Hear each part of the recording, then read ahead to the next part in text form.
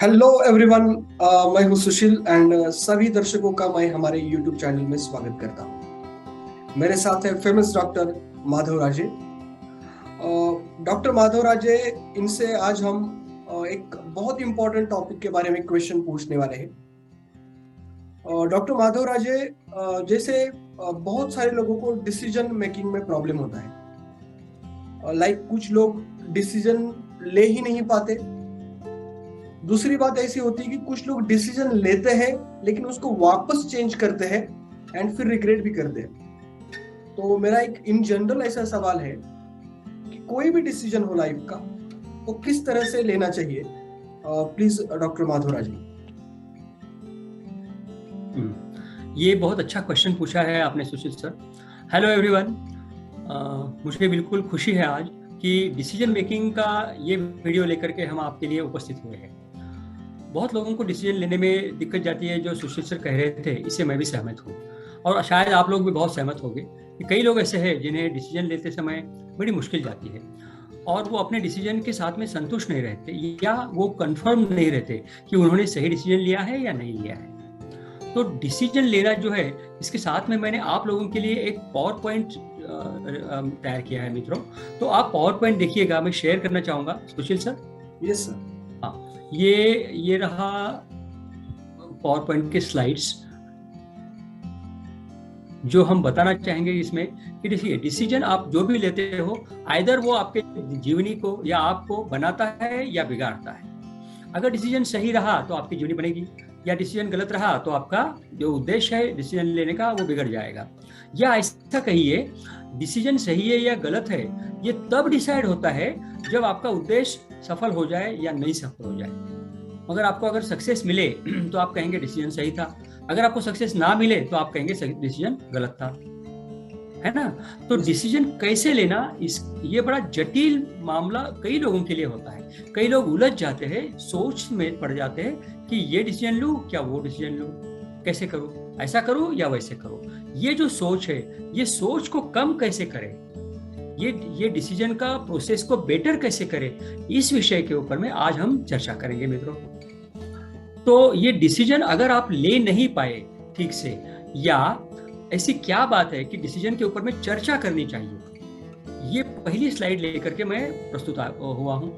और तो मैं ये सोचूंगा कि ऐसी क्या बात है कि डिसीजन लेने के लिए हम बात करें, या हम कुछ गाइडलाइन दें, या हम कुछ शेयरिंग करें, या आपको कोई एडवाइस करें। ऐसी क्या बात है? आप सब लोग डिसीजन लेते ही हो, बचपन से ले रहे हो। स्कूल में जाना है या नहीं जाना है, ऑफिस में आज छुट्टी लगानी है नहीं लगानी है, अगर आप महिला हो तो आज कौन सी सब्जी बनानी है ना, आप कौन सा शर्ट पहनेंगे, है ना, आप कौन सा शू खरीद लेंगे। कई प्रकार के decisions n number of time आपके जीवन में शुरुआत से, जब से आपने समझ पाई है तब से अब तक के आप ले रहे हो। तो ये बड़ी कॉमन प्रोसेस है, फिर इसके ऊपर में डिस्कशन करने की क्या जरूरत है, ऐसा क्वेश्चन मेरे मन में सबसे पहले आया। तो इसीलिए मैंने इस क्वेश्चन के जवाब में सोचा कि आपके साथ में गुफ्तगू करूं। मित्रों, मैं कुछ एग्जाम्पल आपको देना चाहता हूं जिस पर से आपके ख्याल में आएगा कि डिसीजन लेने की प्रक्रिया ठीक ढंग से हमने सीखी नहीं है, या किसी एक व्यक्ति ने सीखी नहीं है, इसलिए उसकी जीवन बिगड़ता है।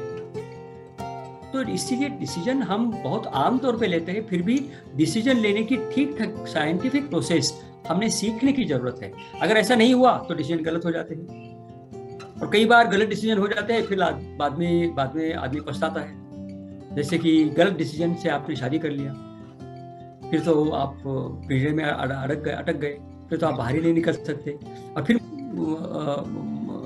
क्या करेंगे? दर्द के साथ में मुस्कुराते रहेंगे या दर्द के साथ में कराहते रहेंगे, लेकिन आपके चेहरे से तो झलकता ही है कि डिसीजन आपका गलत हुआ या नहीं हुआ।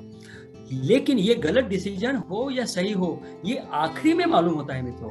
वैसे शादी का भी डिसीजन आपके उम्र के 40-50 या उम्र के 60-70 साल के साथ में पता चलेगा आपको कि डिसीजन आपका सही रहा या गलत रहा। बहुत लंबी प्रोसेस है ये। वैसे ही जीवन भी बहुत लंबी प्रोसेस है। इसीलिए डिसीजन मेकिंग अगर आपने साइंटिफिकली समझा नहीं है, तो आज उसे, कोई भी आपकी उम्र हो, चाहे 20 साल की उम्र हो या 50 साल की उम्र हो, डिसीजन मेकिंग की प्रोसेस को थोड़ा सा जान लेना साइंटिफिकली, ये बहुत जरूरी है। अगर आप यंग एज में हो, अगर आपका बिजनेस चालू करना चाहते हो, कोई स्टार्टअप चालू करना चाहते हो, किताब लिखना चाहते हो, वीडियो मेकिंग की प्रोसेस करना चाहते हो, तो ये सारे प्रोसेस में आपके लाइफ को बनाने वाली, आपके करियर को सिलेक्ट करने वाली डिसीजन मेकिंग ही प्रोसेस होती है मित्रों। इसके बारे में किसी एक वीडियो में हमने बात की थी, सुशील सर आपको याद होगा, मैंने बताया था उस वीडियो में कि डिसीजन लेते समय में आपको स्वॉट लगाना चाहिए करियर का डिसीजन लेते समय। मैं इंजीनियरिंग में जाऊं या मैं मेडिकल में जाऊं, या मैं सीए करूं, या मैं बीएससी मैथमेटिक्स करूं, या मैं एमएससी करूं, ये डिसीजन करियर के जो है उसके साथ में आपको आपका स्वॉट लगाना पड़ता, मतलब स्ट्रेंथ कितनी है, आपकी वीकनेसेस क्या है, ये देखना पड़ता, अपॉर्चुनिटी क्या है आपके लिए, थ्रेट क्या है। तो कहने का मतलब जब डिसीजन लेते हो तो आपके दिमाग के कुछ फैकल्टीज को आपको इस्तेमाल करना पड़ता है, और इसीलिए हम ये कहते हैं कि डिसीजन मेकिंग ये जटिल प्रोसेस है, इसको आप हल्के में ना लीजिए। अगर इसको हल्के में लेंगे तो हो सकता है आपके सक्सेस में आपकी प्रोसेस बाधा डालेगी, है ना? क्या लगता है सुशील सर आपको? यस सर, बिल्कुल सही बात है। सही डिसीजन लिया तो लाइफ बन सकती है, एंड खराब डिसीजन लिया तो लाइफ बिगड़ भी सकती है। सही बात है। तो सही डिसीजन कैसे ले, ये क्वेश्चन इमीडिएटली मन में आ जाता है। Yes sir. क्योंकि डिसीजन लेने के बाद में समय जाएगा, बाद में आपको सक्सेस मिलेगा या नहीं मिलेगा, तब तक के आपको पता नहीं होगा कि आपका डिसीजन सही था या गलत था। तो ये तो उल्टी बात हो गई ना, मतलब कोई भी एंड रिजल्ट आने के बाद में आपको मालूम पड़ेगा। अगर आपका गलत डिसीजन हुआ तब भी आप पछताएंगे, सही डिसीजन हुआ तो आप खुश रहेंगे, लेकिन आपको पता तो नहीं है साइंटिफिकली कि हमेशा सही डिसीजन कैसे ले। तो आपके डिसीजन हमेशा सही होने चाहिए।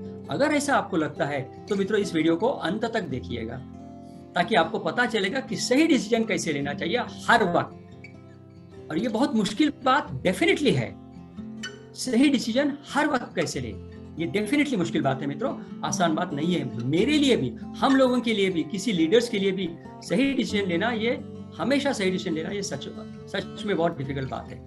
अगर ये डिसीजन आपका वैयक्तिक हो, आपके खुद के लाइफ के लिए प्रभावित करता हो, या ये डिसीजन आपके किसी ग्रुप को प्रभावित करता हो, या ये डिसीजन बहुत बड़े समाज को प्रभावित करता हो, तब भी आपके डिसीजन अगर गलत हो गए या सही हो गए, ये बहुत मैटर करता है। इसलिए सही डिसीजन लेना बहुत जरूरी है। लेकिन सही डिसीजन आपके मानसिक लेवल के ऊपर डिपेंड होता है, आपके स्वभाव के ऊपर डिपेंड होता है। और ये स्वभाव कैसे, कौन से स्वभाव के लोग किस तरह के डिसीजन लेते, ये हम जरा देखते हैं मित्रों आगे की स्लाइड में। ये उदाहरण देखिएगा। अब कई सारे टाइप्स है, बहुत लोगों ने रिसर्च किया है डिसीजन मेकिंग के प्रोसेस के ऊपर में, और उन लोगों ने कुछ टाइप्स तैयार किए। किसी ने लिखा है 5 टाइप्स होते हैं, किसी और ने लिखा है 4 टाइप्स होते हैं। ये सब चीज़ों को, तो सारी चीज़ों को अगर मैं बताते रहूँगा तो ये वीडियो बहुत बोरिंग हो जाएगा और बहुत लेंथ भी बढ़ेगी।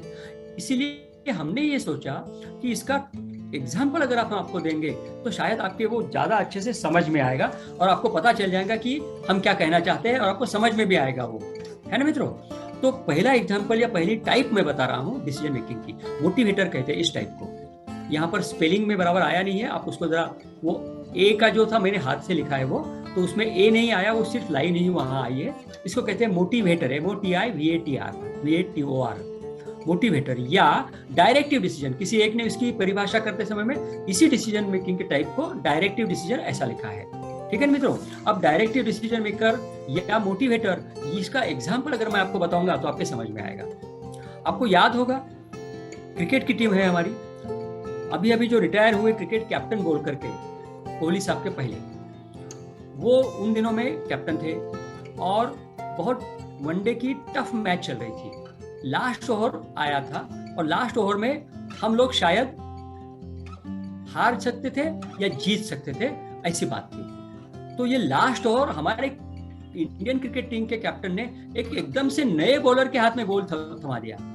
मैं वो मैच देख रहा था, आप लोगों ने कभी देखा होगा तो बहुत अच्छी बात है, आपको समझ में आएगा। अगर नहीं देखा होगा तो नई बात समझ लीजिएगा, मैं आपको रियल कहानी बता रहा हूँ।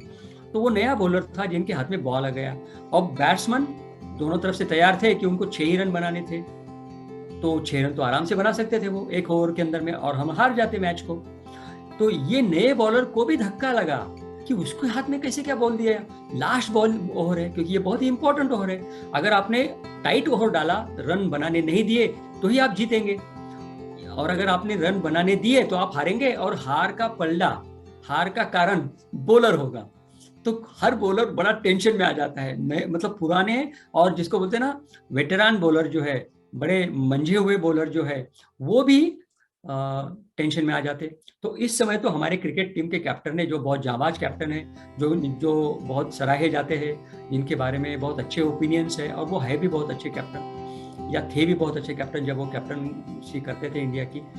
तो उन्होंने नया बॉल दिया, नए बॉलर को ओवर दिया। अब हुआ ये, इतिहास ये है कि वो ओवर वो बॉलर का इतना अच्छा गिरा कि 6 रन भी अपोनेंट टीम निकाल नहीं सकी और हम लोग जीत गए। तो ये जीत गए, इसीलिए वो जो डिसीजन था वो डिसीजन सराहा गया। लेकिन एक बार मेरे याद में है, बहुत पुरानी बात है, तब ऐसा ही बॉलिंग, वो रेगुलर बॉलर थे जिनको बॉल दिया गया, और उनके बॉलिंग इतनी खराब हुई लास्ट ओवर उनका कि हम मैच हार गए। और अभी भी उनके उस बॉल ओवर को याद किया जाता कि देखो इन्होंने ऐसा बॉलिंग किया इसलिए हम मैच हार गए। लेकिन इस समय में ऐसा नहीं हुआ। कहने का मतलब ऐसा कि ये प्रक्रिया देखिए वो टीम के कैप्टन की, जिन्होंने इमीडिएट सोचा थोड़े समय में, और सोच करके उन्होंने ये सोचा कि नहीं, मैं नए बॉलर के हाथ में बॉल दे दूंगा। अब देखिए उनके पास में बहुत ज्यादा इनपुट नहीं था। आप डिसीजन कैसे लेते हो? इंफॉर्मेशन कलेक्ट करते हो, डेटा कलेक्ट करते हो, उसके ऊपर प्रोसेस करते हो, सही क्या होगा, गलत क्या होगा, इसके बारे में परामर्श करते हो, या अपने ही मन में सोचते हो, लोगों की सलाह लेते हो, सोशल कॉन्टेक्स्ट को सोचते हो कि लोगों को क्या लगेगा मेरे डिसीजन के बारे में, नजदीक का शॉर्ट टर्म गेन क्या होगा, लॉन्ग टर्म इफेक्ट क्या होगा, ये सब बातें सोचने के बाद में आप कंक्लूड करते हो और डिसीजन को पूर्ण करते हो और उसके ऊपर में आचरण करते हो। अब यहाँ तो बहुत ज्यादा समय था ही नहीं क्रिकेट टीम के कैप्टन को। उन्होंने तो 2 मिनट के अंदर में बॉल उनके पास में था, और लास्ट ओवर किसको देने का है वो बॉल उनको फेंकना था उस बॉलर के पास में। उन्होंने 2 मिनट में सोचा और बॉल फेंक दिया। ऐसा करने के लिए इस प्रकार की मानसिकता लगती मित्रों। कैसे कि बहुत ज्यादा इंफॉर्मेशन न लेते हुए रिस्क टेकिंग टेंडेंसी लगती दिमाग की, और थोड़ी सी इंफॉर्मेशन के ऊपर में इमीडिएट एक्शन लेने की भी तैयारी लगती दिमाग की। ऐसे डिसीजन मेकर को कहते हैं, और वो मोटिवेट भी करते हैं, ऐसे को कहते हैं मोटिवेटर या डायरेक्टिव डिसीजन मेकर। ये डायरेक्टिव क्यों? क्योंकि वो डायरेक्टिव दे रहे हैं, आप इस तरह से काम करो। परामर्श नहीं कर रहे जिनके साथ में वो काम कर रहे हैं, जिनको बता रहे हैं काम करने के लिए, उनको वो मोटिवेट कर रहे हैं और उनको डायरेक्शन दे रहे हैं। इसीलिए ऐसे टाइप को कहते हैं डायरेक्टिव डिसीजन मेकर। आपको सोचना होगा मित्रों, सुनने वालों को, कि क्या आप इस कैटेगरी में रहते हो, क्या आप इस कैटेगरी को फुलफिल करते हो, क्या आप इस प्रकार के डिसीजन मेकर हो क्या। आपको ये हम नहीं कह रहे कौन सी डिसीजन मेकर की कैटेगरी अच्छी है या बुरी है, हम ये एग्जाम्पल आपको दिखाने की कोशिश कर रहे हैं ताकि आपको पता चले कि आप कौन से कैटेगरी में जाते हो। और आप अपने आप को अगर पता करोगे कि कौन से कैटेगरी में हो, आप कौन से डिसीजन मेकिंग के कैटेगरी में हो, तो आप अपने आप को शायद ज्यादा मदद कर पाओगे। तो आप अपने आप को जानना भी जरूरी है। इसीलिए ये पहला डिसीजन मेकिंग का मैंने टाइप बताया। दूसरा टाइप है फ्लेक्सिबल या एनालिटिकल, या कुछ रिसर्चर्स ने इसको बिहेवियरल डिसीजन मेकर कहा है। अब ये नाम से तो समझ में आता है कि फ्लेक्सिबल है, मतलब ये डिसीजन मेकर ऐसा है कि जो अपने डिसीजन को लेने के लिए थोड़ा सा फ्लेक्सिबल है, वो पक्का नहीं है मैं ऐसा ही डिसीजन लूंगा, इसी को फॉलो करना होगा, ऐसा उसका कहना नहीं है। तो मतलब वो ऐसा क्यों करेगा? जब वो उसके पास में जिनके साथ में वो काम कर रहा है, जिस ग्रुप के साथ में काम कर रहा है, उनसे वो परामर्श करेगा, उनके ओपिनियन लेगा।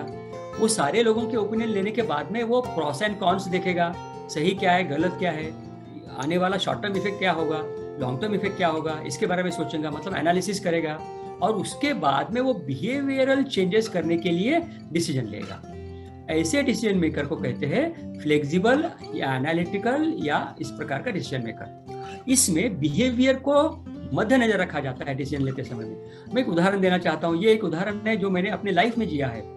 मेरे एक मित्र थे, मतलब मित्र तो आज भी है वो, लेकिन वो जमाना उस समय का था जब वो यूपीएससी के एग्जाम के लिए बहुत ऑब्सेस्ड थे। उनका कहना ऐसा था कि उनको यूपीएससी एग्जाम देना ही है। अब वो ऑलरेडी पोस्ट ग्रेजुएट थे, एक कॉलेज में वो लेक्चरर थे, जल्दी ही प्रोफेसर बनने की उम्मीद थी, तो उनके पास में सेटलमेंट के कोई खास इश्यू नहीं थे, वो ऑलरेडी सेटल थे, वो ऑलरेडी पोस्ट ग्रेजुएट थे, पढ़ाई लिखाई हो गई थी, लेकिन उन्हें इच्छा थी कि वो यूपीएससी के एग्जाम दे। तो उन्होंने मुझको पूछा, क्योंकि मैं साइकेट्रिस्ट हूँ, मेरी सलाह लिया उन्होंने कि मैंने ये यूपीएससी के एग्जाम में क्या करना चाहिए वगैरह वगैरह, क्योंकि वो 1-2 बार उसको सक्सेस नहीं कर पाए। तो 2 बार का फेलियर के बाद में वो मेरे पास में आए। फिर हमने चर्चा किया और चर्चा के अंत में मैंने उन्हें बताया कि आप एक बार यूपीएससी का आंसर शीट या पेपर, क्वेश्चन पेपर अगर मिलता है तो मुझको ला करके दिखाइए। उन्होंने मुझको क्वेश्चन पेपर ला करके दिखाया। मैंने वो क्वेश्चन पेपर बड़ा पढ़ा, पूरा गौर किया उसके ऊपर में, सोचा थोड़ा, और क्वेश्चन पेपर सोचने के बाद में मैंने उन्हें ये बताया कि देखो, आपका जो स्ट्रेंथ है वो स्ट्रेंथ है कि आपके पास में जो इंफॉर्मेशन आती है, डेटा आता है, उसके ऊपर में आप स्लोली सोचते हो और कंजर्वेटिवली सोचते हो और बाद में एक कंक्लूजन पे आते हो। यूपीएससी के एग्जाम में बहुत फास्ट डिसीजन लेने पड़ते हैं। क्वेश्चन पूछा, आंसर्स के ऑप्शन से खटाखट ऑप्शंस लीजिए आप, और ऑप्शन के ऊपर में फटाफट टिक मार्क करिए। सोचने के लिए ज्यादा समय नहीं लग रहा है आपको, ना दिया जा रहा है।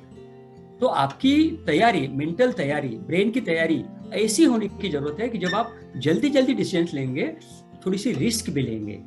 लेकिन उनका जो प्रोफेशन है उसमें रिस्क टेकिंग का कोई चांस नहीं है, इसलिए उनको धीरे धीरे सोचना पड़ता, डेटा कलेक्ट करना पड़ता, बहुत इधर उधर के भी प्रोस एंड कॉन्स देखने पड़ते, और तब जाकर के वो डिसीजन लेते। तो मैंने उन्हें बताया कि देखो, आपका डिसीजन मेकिंग की जो कैपेसिटी है या आपकी जो स्ट्रेंथ है वो यूपीएससी के एग्जाम के पैटर्न में नहीं बैठ रही, ये मैंने बता दिया।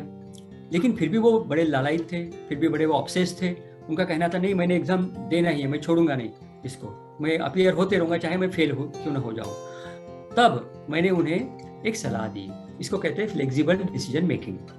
मैंने उनको बताया कि आप ऐसा करिए, 2 साल का समय खुद को दीजिए, बस 2 साल के बाद में अगर आप क्लियर नहीं हुए तो छोड़ दीजिए। उन्हें छोड़ना पड़ा। तो डिसीजन ऐसे लेने के कारण वो बाहर निकल सके और उनका बहुत ज्यादा समय बर्बाद नहीं हुआ। ये तो कई लोग ऐसे हैं मित्रों, आपको शायद ज्यादा मालूम होगा मेरे कंपैरिजन में, कई लोग ऐसे हैं जो 4-4, 6-6 साल, 7-7 साल यूपीएससी के, एमपीएससी के एग्जाम देने में गंवाते हैं, और ना उनके पास में कोई एम्प्लॉयमेंट रहती है, ना कुछ उनका हासिल होता है, तो बड़े हताश हो जाते हैं। तो ऐसे समय में भी सही डिसीजन लेना, क्योंकि कोई डिसीजन आपके लिए कौन सा सही है वो आपको डिसाइड करना पड़ेगा। किसी और ने जो डिसीजन लिया वो आपको लागू पड़ेगा, इसकी जरूरत नहीं है ना? यस। इसलिए आपका डिसीजन आपको लागू पड़ना चाहिए, आपको सही होना चाहिए। और कौन सा डिसीजन आपको सही होगा, इसके लिए आपको प्रोसेस करना पड़ेगा, आपके स्वॉट लगा करके, आपकी स्ट्रेंथ क्या है ये देख करके, आपके वीकनेस क्या है ये देख करके। इसीलिए फ्लेक्सिबल डिसीजन लेना में काम में आएगा। और एक टाइप बताता हूं, इसको कहते हैं विजनरी या कंसेप्चुअल डिसीजन मेकर। विजनरी बोले तो जैसे कि उदाहरण के तौर पे हम कहते हैं महाराष्ट्र में शिवाजी महाराज विजनरी थे। क्या थे? विजनरी थे।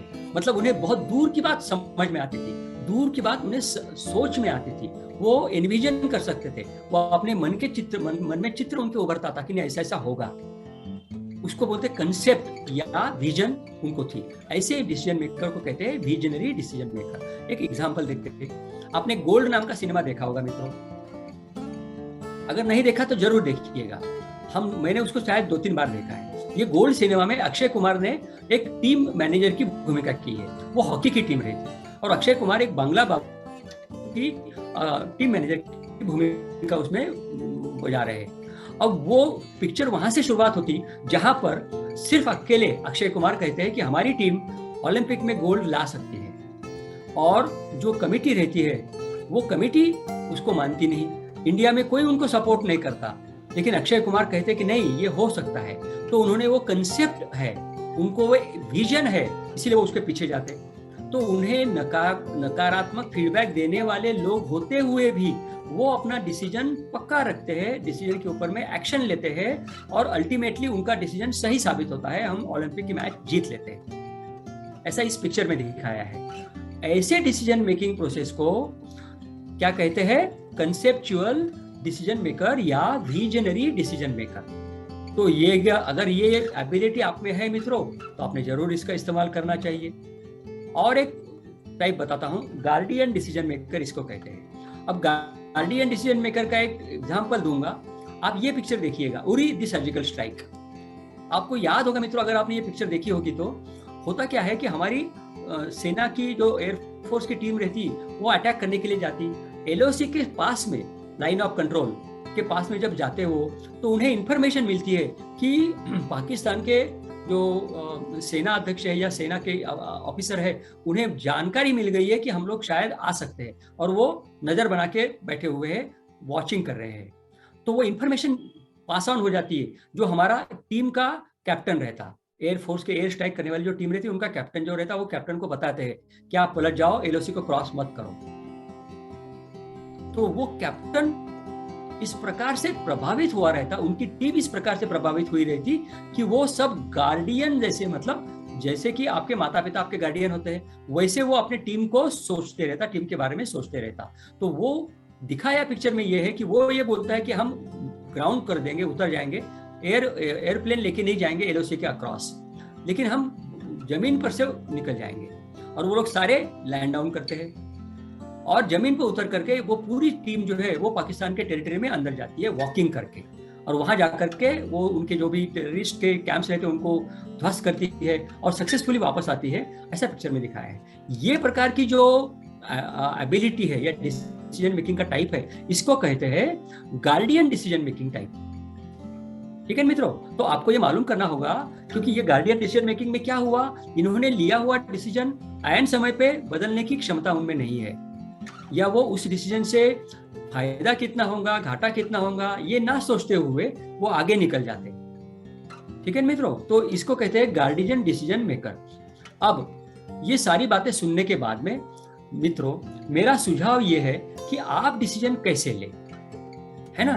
तो डिसीजन किस तरह से लेना, ये बात उसका साइंटिफिक प्रोसेस ये है मित्रों। देखिए, डिसीजन लेने के लिए दो बातों की जरूरत होती है। पहली बात बुद्धि, दूसरी बात मन। ठीक है ना, क्योंकि डिसीजन आप मन से भी लेते हो, है ना, उसको बोलते हैं इंट्यूटिव डिसीजन। वो टाइप मैंने यहाँ लिखा नहीं है क्योंकि बहुत ज्यादा लेंथ बढ़ जाती और बहुत ज्यादा इंफॉर्मेशन के कारण भी बहुत बार बोरिंग होता है। तो वो इंट्यूटिव डिसीजन जो है वो मन को जो लगा, जैसे कि कपड़े खरीदने आप गए तो आपको जो कपड़ा ज्यादा भा जाता आप उसको ले लीजिएगा, तो ये इंट्यूटिव डिसीजन हुआ, मतलब इमोशनल डिसीजन हुआ, है ना। बहुत बार बच्चे इमोशनल डिसीजन लेते हैं, वो कहते हैं नहीं नहीं पापा हमको ये साइकिल चाहिए चाहिए, या हमको ये फुटबॉल चाहिए चाहिए, ये इमोशनल डिसीजन है। तो आपको आपके इमोशंस का भी मदद लेनी पड़ेगी, लेकिन आपको आपका रीजनिंग, लॉजिकल थिंकिंग की भी मदद लेने की जरूरत है। ये जो लॉजिकल थिंकिंग है या रीजनिंग है, इसे मैं कहता हूँ बुद्धि। तो आपको बुद्धि की और आपके मन, ये दोनों की जुगाड़ जमाना पड़ेगा, दोनों का कॉम्बिनेशन लेकर के डिसीजन लेने की जरूरत है। तो कोई भी डिसीजन लेते समय में आपका मन और आपकी बुद्धि दोनों इन्वॉल्व होनी चाहिए। कोई एक बात अगर इन्वॉल्व हो जाए तो शायद आपका डिसीजन हर समय में सही नहीं होगा। तो हर समय सही डिसीजन अगर चाहिए तो मन और बुद्धि का कॉम्बिनेशन वापरिए। ठीक है, और मन और बुद्धि का कॉम्बिनेशन इस तरह से वापरते हैं, जो मेरा तरीका है मैं आपको आपके साथ में शेयर करना चाहता हूँ। मैंने ये तरीका हमेशा वापरा है और मैंने मेरे क्लाइंट्स को मेरे पास में सलाह लेने के लिए जो आते हैं उनको भी ये तरीका बताया है। आज आप लोगों को भी ये बता रहा हूँ, ठीक है ना, फ्री ऑफ कॉस्ट बता रहा हूँ आज। बाकी मेरे चेंबर में तो ऐसा नहीं होता है, तो तरीका दे रहा हूँ। देखिए मित्रों, ये भी आपको डिसीजन लेने का है कोई, तो आप पहले उसे बुद्धि से, आपके एनालिटिकल थिंकिंग से, है ना, आपके तर्क बुद्धि से उसको इस्तेमाल करिए। तर्क बुद्धि का इस्तेमाल कर करके क्या डिसीजन लेना चाहिए, कौन सा डिसीजन लेना चाहिए, कब लेना चाहिए, इसको पहले फिक्स करिए। और एक बार अगर आपने डिसीजन वैसा फिक्स कर लिया, आपके बुद्धि के निकष पर, बुद्धि के साथ में, बुद्धि के सहारे अगर डिसीजन ले लिया, तो वो डिसीजन को लिख लीजिए कागज के ऊपर में। यहाँ पहली बात हो गई बुद्धि की। अब आई बात मन की। अब आप जो डिसीजन कागज के ऊपर में लिख लिया, उसको डिसीजन को आपने ले लिया, ऐसा समझ करके आप 3 दिन तक के जीवन यापन करिए। मतलब 3 दिन दिन रात आप ये सोचते रहिए कि आपने वो डिसीजन ले लिया। ठीक है ना, जैसे कि उदाहरण के तौर पे हो सकता है मुझको मेरे पापा को कहना है कि पापा मैं अमेरिका की कोई एग्जाम देना चाहता हूँ, जिसके लिए मुझको ऐसा ऐसा ट्यूशन लगानी पड़ेगी और मुझको ये खर्चा आएगा। अब मुझको बड़ा डर लगता है कि पापा को धक्का तो नहीं लगेगा इतना बड़ा खर्चा बता करके, या मुझको भी लगता है कि मैं ये कर पाऊंगा कि नहीं कर पाऊंगा, क्योंकि अमेरिका की एग्जाम है, मैं फॉरेन में जाऊंगा, अमेरिका में जाऊंगा तो सही रहूंगा ही नहीं रहूंगा। बहुत सारे क्वेश्चन मेरे मन में आते रहते जाते रहते, इसको बोलते हैं रीजनिंग, या मेरे मन में एनालिटिकल थिंकिंग हो रही है। ये एनालिटिकल थिंकिंग अगर मैंने पक्का कर दिया कि नहीं मुझे जाना है, मेरे को पक्का हो गया बुद्धि से कि मैं ये एबिलिटी है मेरे पास में ये स्ट्रेंथ है, मेरी ये अपॉर्चुनिटी है और मैं ये कर सकता हूँ, मेरी ये वीकनेस है, मैं ये कर सकता हूँ, मैंने हो गया। तो मैंने कागज के ऊपर लिख लिया कि नहीं, मुझको टॉफेल देना है और अमेरिका में जाकर के ये एग्जाम देना है या ये कोर्स करना है। अब ऐसा मैंने डिसीजन ले लिया करके मैंने 1 दिन 2 दिन 3 दिन तक के दिन रात सोचते हुए उसी प्रकार के माहौल में जीना है। चौथे दिन सुबह उठने के बाद में मैंने फिर पीछे जाकर के देखना चाहिए कि मेरे 3 दिन कैसे बीते। अब ये मन के सहारे आप देख रहे हो पीछे जाकर के, आपका मन कैसा था? क्या आप खुश थे? क्या आप उत्साहित थे? क्या आप फुर्तीले थे? क्या बहुत अच्छी नींद आपको आई? क्या आपको बार बार पेशाब जाना पड़ा? क्या आपकी भूख ठीक थी या कम हो गई थी? क्या आपका मुंह सूख रहा था? क्या आपके सीने में धड़धड़ धड़धड़ हो रही थी? ऐसी बहुत सी बातें आपको समझ में आएगी। जो आपके मन शांत था, समाधानी था या नहीं था, इसके ऊपर में निर्भर करेगा। अगर आपका मन ये डिसीजन लेकर के चौथे दिन अगर आपको मालूम पड़ता है कि आप खुश थे, आपका मन समाधानी था, तो मतलब ये डिसीजन आपको भाने वाला है, ये डिसीजन आपका आपके लिए सही होने वाला है। तो यहाँ पर आप इंडिपेंडेंटली अपना खुद का डिसीजन हर समय में सही ले सकोगे। इस प्रकार से पहले बुद्धि से एनालिटिकली उसको लिख लीजिए, उसको सॉर्ट आउट करिए। जब आपको लगेगा कि नहीं ये डिसीजन मेरे लिए सही है, तो उसको लीजिए और उसको लेकर के 3 दिन जीवन व्यापन करिए। अगर 3 दिन के जीवन के बाद में, जीने के बाद में, चौथे दिन अगर आपका मन कॉल देता है, मन आपको बताता है सही है, ऑल इज वेल, आप खुश हो, एक्साइटेड हो, तो फिर इसका मतलब आपका डिसीजन आपके लिए सही है। और किसी के लिए सही हो या ना हो, आपके लिए सही है। ठीक है ना? तो फिर ऐसे डिसीजन के ऊपर में आप आचरण करिए, आप एक्टिंग उसके ऊपर में एक्शन लीजिए। ये जो बात मैं आपको बताई हूँ मित्रों, ये सब लोगों के लिए लागू पड़ सकती है। फिर आप किसी भी टाइप के डिसीजन मेकर हो, भले आप कंसेप्चुअल डिसीजन मेकर हो, मोटिवेशनल डिसीजन मेकर हो, गार्डियन डिसीजन मेकर हो, डायरेक्टिव डिसीजन मेकर हो, जो भी हो, आपको ये जो सुझाव है ये लागू पड़ेगा। तो इसको इस्तेमाल करें और याद रखिएगा, इस्तेमाल करेंगे तभी याद रहेगा। तो सुशील सर, आपको कुछ बात याद आ रही है? कुछ बात यानी सर, अभी कल ही मेरे एक दोस्त से बात चल रही थी और उसको ना शादी करनी है। okay. तो वो बोल रहा था यार कैसे डिसाइड करूं, कैसे डिसीजन लूं, बहुत मुश्किल डिसीजन है। वो बोल रहा था जिंदगी में अभी तक जितने डिसीजन लेने हैं उसमें से सबसे मुश्किल डिसीजन है शादी लेने का। तो प्लीज आपके माध्यम से मैं मेरे दोस्त को ये वीडियो दिखा सकता हूँ, तो प्लीज आप इसमें आप हमें बताइए। जी, पहले बात तो मैं शेयर करूं मित्रों आप सब लोगों के साथ में कि इस डिफिकल्ट टाइम से मैं भी गुजर चुका हूं। बहुत साल हो गए उसको, बहुत दशक हो गए उसको, कि लेकिन ये समय बहुत डिफिकल्ट होता है। और इत्तेफाक से तो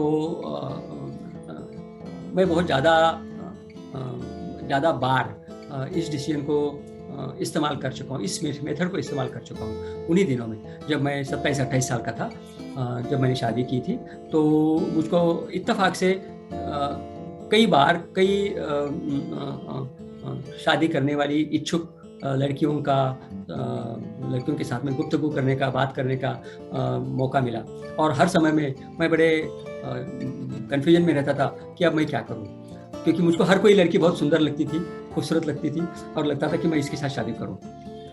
ये मेरे मन को लगता था, लेकिन मेरी बुद्धि कुछ और कहती थी, और मेरे बुद्धि और मेरे मन में बड़ा झगड़ा होता था।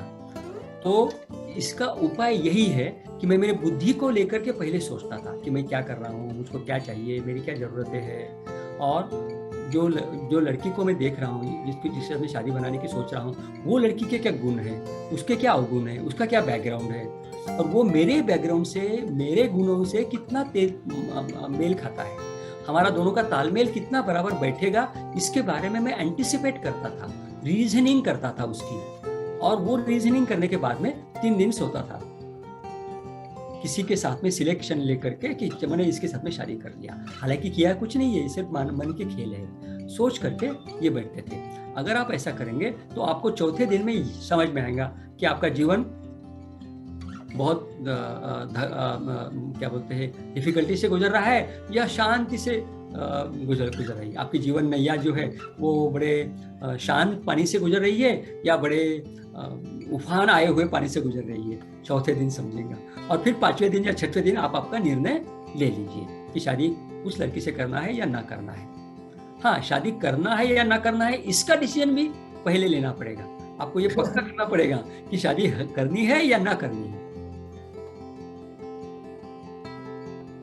ठीक है सर?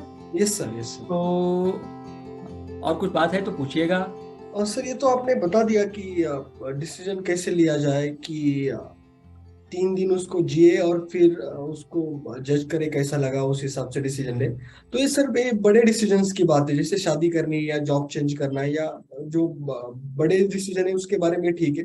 छोटे छोटे डिसीजंस है, मुझे एज्यूम करो मोबाइल खरीदना है, शर्ट खरीदना है, मुझे किसी रेस्टोरेंट में खाना ही खाना जाना है, तो वैसे वो छोटे छोटे डिसीजन कैसे लिए जाए। मेरा एक दोस्त है, उसको यदि शर्ट पसंद आई ना तुरंत ले लेता है सर। उसको लगा ना मोबाइल लेना, ये तो तुरंत ले लेता है, नहीं सोचता नहीं। बाद में 6-7 दिन के बाद बोलता है यार गलती हो गई, वो क्यों लिया मोबाइल, यार लेना नहीं चाहिए था। तो आपकी इसके बारे में क्या सलाह है कि जो शॉर्ट लाइक छोटे छोटे डिसीजन है वो कैसे लिए जाए? जी, आमतौर पे आपने जिसका उदाहरण दिया वो तो इमोशनल डिसीजन मेकर है, वो एटीट्यूड डिसीजन मेकर है। वो फटाक से उनके मन जो आया वो ले लेते हैं, और उनको पछतावा इसलिए होता है क्योंकि उनके पास में पैसे कम मिल जाते बाद में, खर्चा कर डाले और फिर पॉकेट में पैसे नहीं है, जो इसेंशियल चीज के पैसे थे वो पैसे उन्होंने वहां खर्चा किए। तो मित्रों, ये खरीदारी की जो बात है, तो खरीदारी का कोई भी बात आपको खरीदनी है तो उसका डिसीजन लेते समय में आपके खरीदने के पैसे अलग से निकाले रहने चाहिए। आपका जो रोजमर्रा के खर्चे हैं उसमें से पैसे निकाल करके वो चीज की खरीदी ना करो।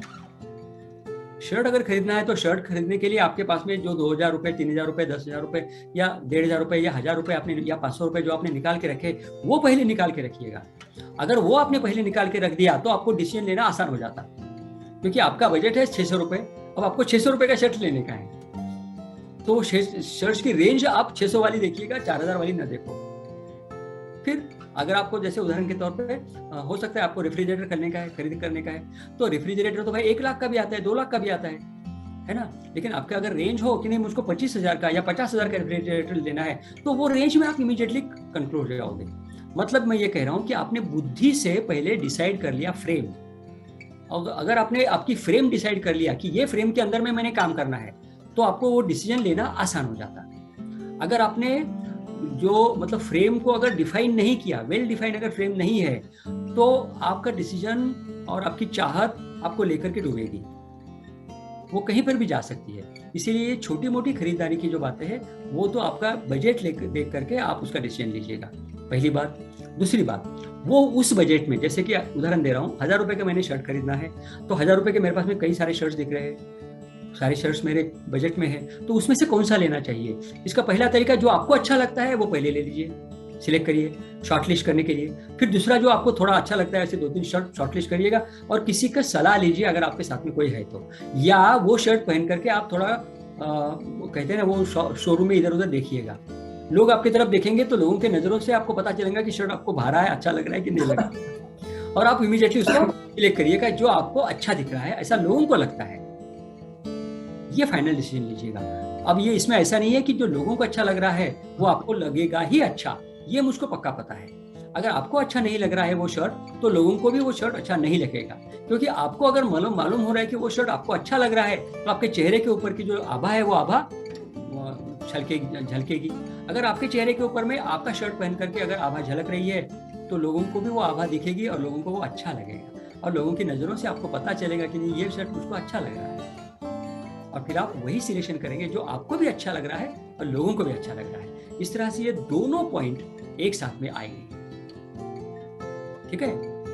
और यस सर, जैसे कि आज आपका जो जर्किन है सुशील सर, वो बहुत अच्छा लग रहा है। Yes, thank you sir. I think sir आपने जो डिसीजन मेकिंग के बारे में जो गाइडेंस दिया है वो बहुत बहुत इम्पोर्टेंट था हमारे सभी ऑडियंस के लिए, तो मैं आपको थैंक यू कहना चाहता हूँ, and thank you the audience as well for your patience and attentions. ये स्लाइड को पढ़ना ना भूलिएगा प्लीज। अच्छा लगा? यस, लोग अच्छा ही बोलेंगे। नहीं, हम ये पूछना चाहते हैं कि हमारा ये वीडियो अच्छा लगा क्या? अच्छा, अगर आपको ये अच्छा लगा तो मित्रों कमेंट्स लिखना ना भूलो, संकोच नहीं करो, क्योंकि हम आपके साथ में इंटरेक्शन करना चाहते हैं कमेंट्स बॉक्स में भी। यस है ना सुशील सर? यस। तो लोगों को हम ये डेफिनेटली आह्वान करते हैं कि अगर वीडियो अच्छा लगा तो जरूर लिखिएगा कमेंट्स, और शेयर भी करिएगा अपने दोस्तों के साथ, मित्रों के साथ। Yes sir, thank you so much. और एक बात रह गई सर कि जैसे हम ऑडियंस से निवेदन करना चाहते हैं कि आपके मन में यदि कोई सवाल है, लाइक छोटे छोटे इश्यूज भी हो सकते हैं, यदि आप कमेंट सेक्शन में लिख ना पाओ तो हमें मेल कर सकते हो। मेल आईडी नीचे दिया हुआ है डिस्क्रिप्शन में, तो वहाँ प्लीज मेल कीजिए। आपका क्वेश्चन जो कुछ भी होगा हम उसका आंसर देने की जल्द से जल्द कोशिश करेंगे, एंड आपका नाम रिवील ना हो जाए ये भी हम उसका ख्याल रखेंगे। Thank you so much. Thank you so much.